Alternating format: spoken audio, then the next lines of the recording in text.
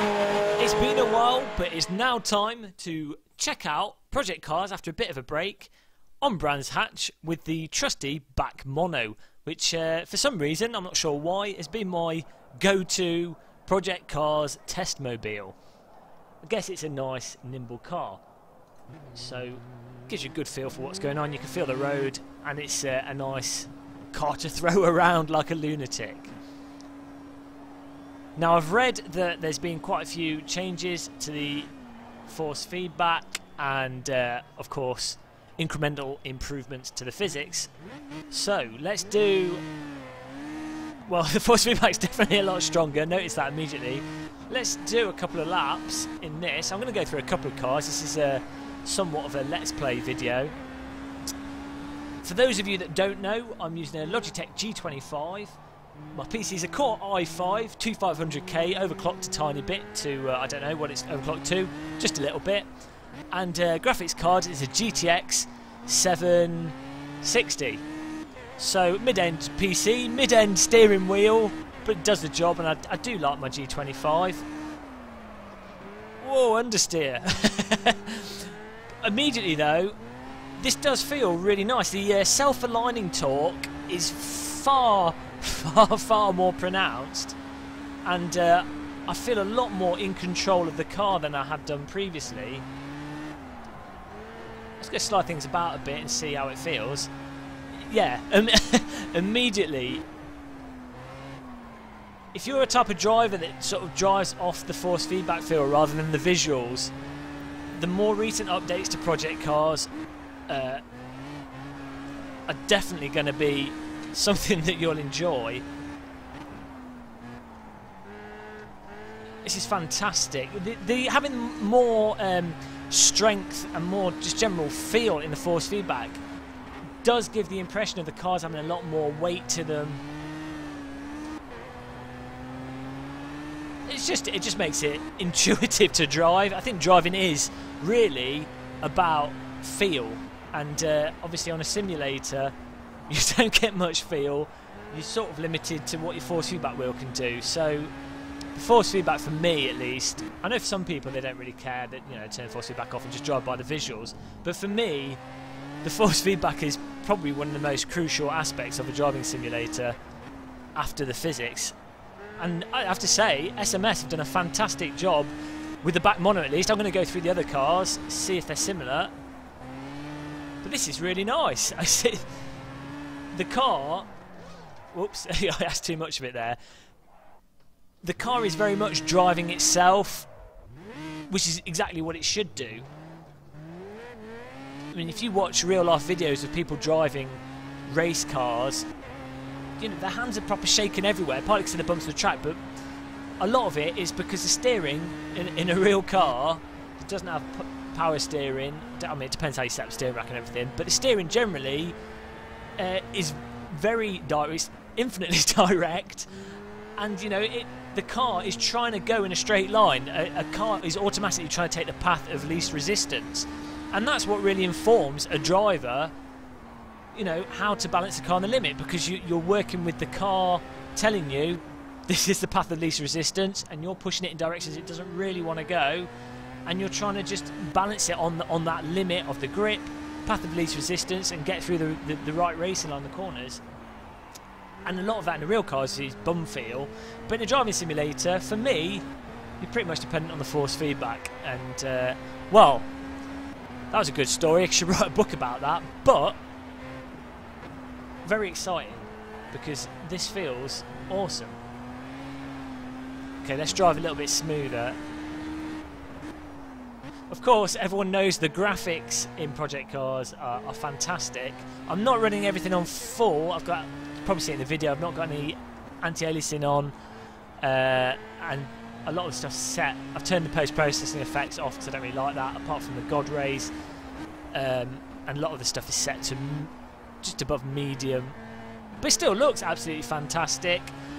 Personally, I always compromise the visuals just to get a really good frame rate, and I'm recording on my mid-end system, so I lose a good 10 or so frames a second by doing that.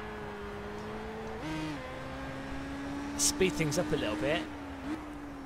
It's so much easier to drive though with this force feedback. I think it's the saturation seems a little bit strong from a G25. Those of you with stronger wheels or more responsive wheels like the new CSW, or if you're fortunate enough to own a servo wheel, obviously you can crank it up. But if you're using say Driving Force GT, Logitech G25, even the old black Momo, I don't know, one of the cheaper Porsche, Fanatec Porsche wheels, you're probably better off turning the force feedback down a bit, because, well, there's always a sweet spot for every wheel. I have to do a video on that.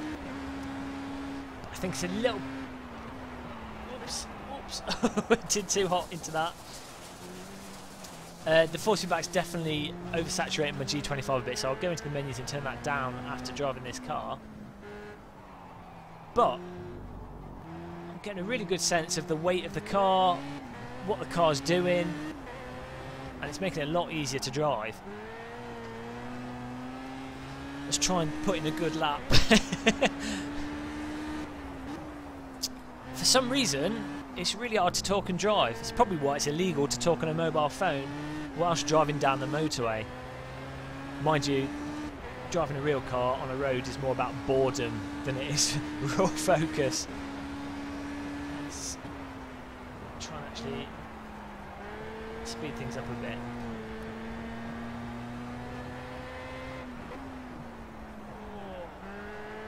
This car seemed a little bit understeery. I think it'd be interesting to put a couple of laps in.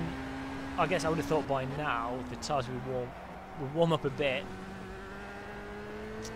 But as it is with every sim, you really just have to learn the profile of each car, learn each track. For each sim, as they all drive different in every sim, each simulator has its own sort of interpretation of physics. The graphics are absolutely fantastic. I really love the sheer asset density in Project Cars. There's so much stuff on the screen. Whoa! Okay, didn't catch that. There's so much stuff going on the screen that even though obviously when you focus on driving you kind of get a bit of tunnel vision, but having the stuff at the side of the track, the details and everything, just sort of draws you into the environment more. And if you get a chance to try this with the Oculus Rift, it'll absolutely cook your brain. You just don't know what's going on because there's so much to take in. Oh. Now I need to do. I'm going to go into a corner a bit too hot and see how the understeer feels if the force feedback loosens off a bit.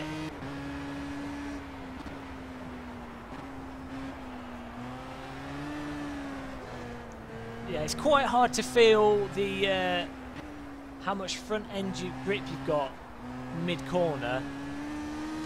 As I say, this is default settings though, and a G25.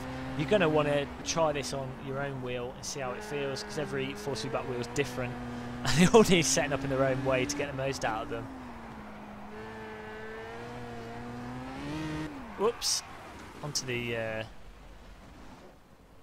rumble strip again.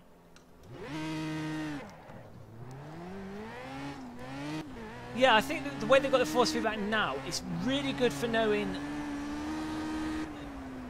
what the rear's doing, how to catch the rear, how much you need to correct it by. But it's hard to tell how much bite you've got on the front.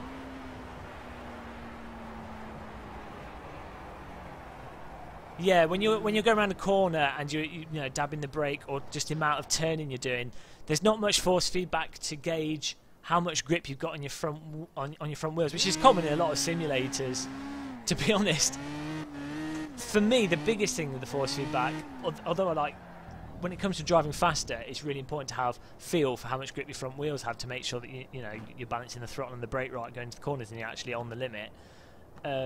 But at a basic level, when it comes to just driving and putting time into a sim, the rear end feel for me is the most important, because that's having a good feel for that is going to stop you flying off the track uncontrollably or unpredictably without warning. And it seems with the current implementation of the Project Cars force feedback, that is really good. I was trying to actually do a good drift. You can tell the bite back point for the rear pretty decently. Whoops, as it drives into the wall. Just ignore what I'm saying. Talking nonsense.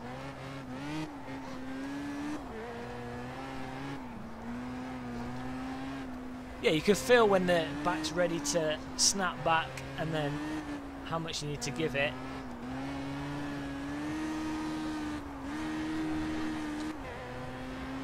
Be interesting to try sliding in a in a road car, because that's... Oh, there we go. So yeah, that's the back mono. It seems pretty decent. As I say, the force feedback's the most noticeable thing, and presumably they've done improved the physics as well. That's what it feels like. So, absolutely fantastic. Definitely worth checking out. If you, like I say, if you haven't been on Project Cars for a while, now would be a good time to load it up. I'm going to do some more videos looking at some of the different cars in Project Cars. See if I can find a favourite eventually. I'm really excited for this now, actually. I think moving into the future, especially playing Project Cars with the Oculus Rift, they've got some really good... let's just poodle whilst I talk. They've got some really good licenses, really nice content, some really nice tracks that you just don't see in simulators, and the track surface details are absolutely fantastic. Visually, Project Cars, the best visually of any of the driving games and simulators that have come out ever. So if you want something for your eyes, and if you've got a supercomputer and an Oculus Rift, consumer version probably out by the late next year, I would have thought. Hopefully mid next year, that'd be nice. Project Cars is going to be a really nice title. So, I think that's it for this car. I'm going to jump into another car. Thanks for watching this video. I hope you enjoyed it. Make sure you drop in the comments what you'd like to see, if anything, and I'll try and cover it. There you go. Goodbye. This is the ending bit after the video. If you want to help GamerMuscle grow, please follow us on Facebook or subscribe. I don't know what they call it. It's something that you have to do on Facebook. The link's below the video. Of course, you can click the subscribe button on the screen to subscribe to the YouTube channel. And there's a video on the right of the Honda NSX in R Factor 2, which is a fantastic car that you should definitely download and drive yourself.